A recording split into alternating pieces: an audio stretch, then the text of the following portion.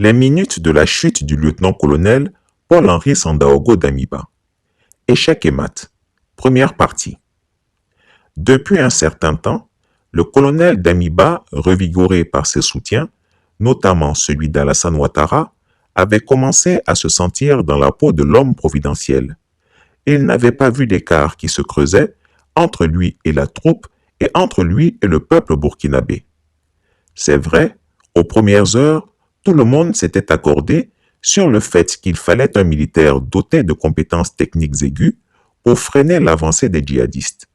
À ce titre, les Burkinabés avaient adoubé le coup d'État contre Roch Kaboré car ils étaient convaincus que dans la situation actuelle du Burkina Faso, un civil ne pouvait pas diriger avec efficacité le pays.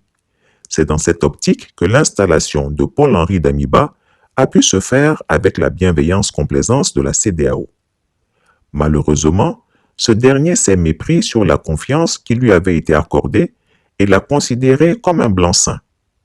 Ainsi, le lieutenant-colonel Damiba n'a pas fait ce qu'on attendait de lui, à savoir recréer la cohésion des armées, libérer les militaires emprisonnés, dont le très populaire lieutenant-colonel Emmanuel Zungrana. Si Paul-Henri Damiba l'avait fait, ces militaires auraient pu rejoindre leurs frères d'armes sur le front, réorganiser le dispositif opérationnel engagé contre les djihadistes et remonter le moral des troupes. Malheureusement, on l'a plutôt retrouvé dans les habits du politicien, rusant avec les décisions de justice et se positionnant comme celui qui ferait la réconciliation entre les hommes politiques burkinabés. On l'a vu ainsi dans sa piteuse tentative d'organisation de rencontres entre les anciens chefs d'État du Burkina Faso, tentative qui a tourné en une ridicule pantalonnade, tant elle fut mal préparée, mal organisée et mal accueillie par l'opinion publique. Chris Yapi l'a également vu prendre plaisir à troquer le treillis militaire contre le complet saharienne, taillé près du corps, et se vanter d'avoir des entretiens téléphoniques réguliers avec Alassane Ouattara. Nous l'avons aussi tous vu visiter les pays de la sous-région en jet privé et plastronner dans les couloirs de l'ONU à New York aux côtés des grands dirigeants de ce monde. Occupé à être plaisant et agréable aux yeux de ses pairs étrangers, le lieutenant-colonel Damiba avait oublié le sens de sa mission et s'était progressivement éloigné de la troupe. On le voyait beaucoup plus dans les meubles des salons de luxe, occupé à savourer des flûtes de champagne et à tapoter des courbes de jeunes filles. Il agissait comme s'il voulait prendre une revanche sur sa vie de soldat. Occupé à manger la vie, Paul-Henri Sandaogo Damiba n'avait plus le temps pour les soldats et leurs problèmes. Il les recevait de moins en moins et ceux qui insistaient pour avoir une audience, afin de mieux lui expliquer les déboires que l'armée accumulait sur le terrain, se faisaient sèchement rabrouer. Son désintérêt pour les questions militaires était devenu de plus en plus flagrant et cela gênait considérablement la haute hiérarchie militaire. La troupe qui se faisait massacrer pour des questions de logistique minimale inexistante ou pour de mauvais renseignements tactiques commençait à grogner sourdement. Les services de renseignement français ont commencé à alerter l'Élysée sur les risques de soulèvement au niveau des soldats burkinabés, risques liés au désenchantement croissant face à l'incurie du lieutenant-colonel Damiba. Prenant la mesure de cette menace, Emmanuel Macron a dépêché à Abidjan Gérard Darmanin, son ministre de l'Intérieur, muni de preuves issues d'écoutes téléphoniques et de renseignements recueillis auprès de la troupe qui indiquaient que la situation était délétère à Ouagadougou.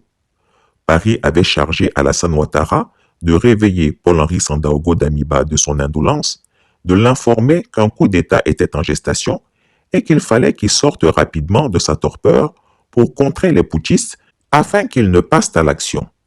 De même, Gérard Darmanin avait informé Alassane Ouattara que lui-même était en position délicate au sein de son armée tant que la question des 46 militaires détenus au Mali ne serait pas réglée.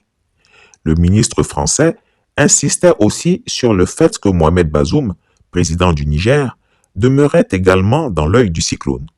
Aussitôt instruit, aussitôt exécuté. Gaspard Dieudonné Ouattara, alias le Chameau, s'est empressé d'appeler Mohamed Bazoum pour lui demander de resserrer la vis sécuritaire autour de son régime. Il appela également son petit frère, Téné Birahima Ouattara dit la Fiole, pour l'informer de ce que les Français venaient de lui dire et lui ordonna d'être particulièrement vigilant. Enfin, il a appelé le colonel Damiba pour l'informer de ce qui se tramait contre lui.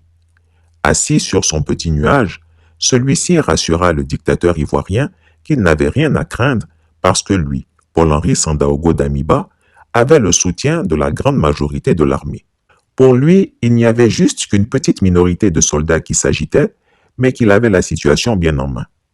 Quelques jours après le départ du ministre Gérard Darmanin, Ouaga fut réveillé à 3 heures du matin par des tirs nourris d'armes automatiques venant de quelques casernes. Campé sur ses certitudes, Paul-Henri Sandaogo Damiba, réveillé par les tirs, ne s'en préoccupa pas outre mesure tant il était sûr de lui et de la solidité de son régime. À 7 heures du matin, le chameau de Côte d'Ivoire fut réveillé par son frère, ministre de la Défense, qui l'informa de ce qui se passait au Burkina Faso. Alassane Ouattara se hâta d'appeler son poulain burkinabé. Ce dernier, toujours serein, le rassura et lui donna la garantie qu'au plus tard à 14 heures, les choses rentreraient dans l'ordre. Il ajouta qu'il avait besoin de quelques petits moyens financiers pour gérer la situation et mettre fin au mécontentement des éléments frondeurs. Gaspard Dieudonné Ouattara ne se fit pas prier pour régler cette question. Il ordonna au général Bakary Diarra-Souba, son chef d'état-major particulier, de faire remettre de toute urgence la somme d'1 milliard de francs CFA au lieutenant-colonel Damiba. Cela fut fait par des circuits officieux en utilisant un vol privé, raison pour laquelle le milliard arriva en devises européennes.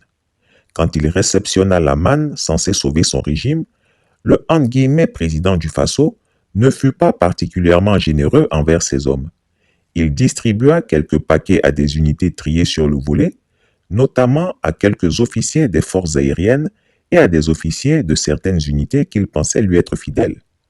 Sentant que les forces frondeuses étaient en train de se coaliser sur le terrain, il ordonna au régiment d'hélicoptères de combat de faire décoller certains de leurs appareils pour des survols de Ouagadougou à basse altitude dans le but d'intimider les mutins.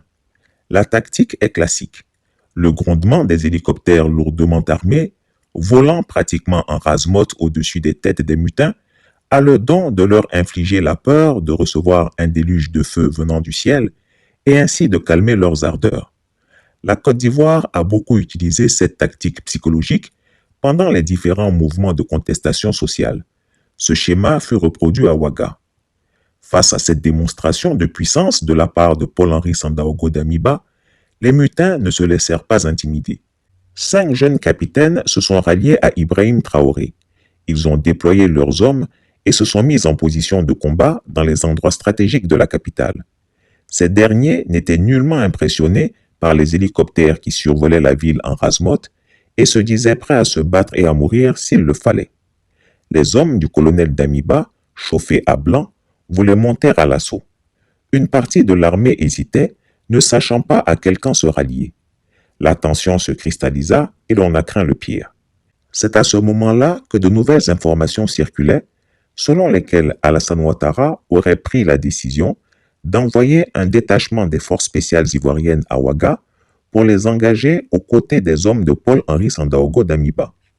Les militaires ivoiriens bénéficieraient sur place du soutien des forces spéciales françaises, dénommées Sabre, basées dans la capitale burkinabé. Cette coalition franco-ivoirienne, en soutien à la frange dite damibienne de l'armée burkinabé, visait à empêcher un effet de contagion dans la sous-région. En effet, c'est cet argument brandi par le chameau des lagunes qui avait convaincu Emmanuel Macron d'engager ses forces spéciales basées à Ouagadougou, mais avec un bémol. La force Sabre ne participerait pas directement au combat, elle se contenterait de fournir au lieutenant-colonel Damiba et à sa faction des renseignements précis sur les positions et les mouvements des mutins. Fin de la première partie.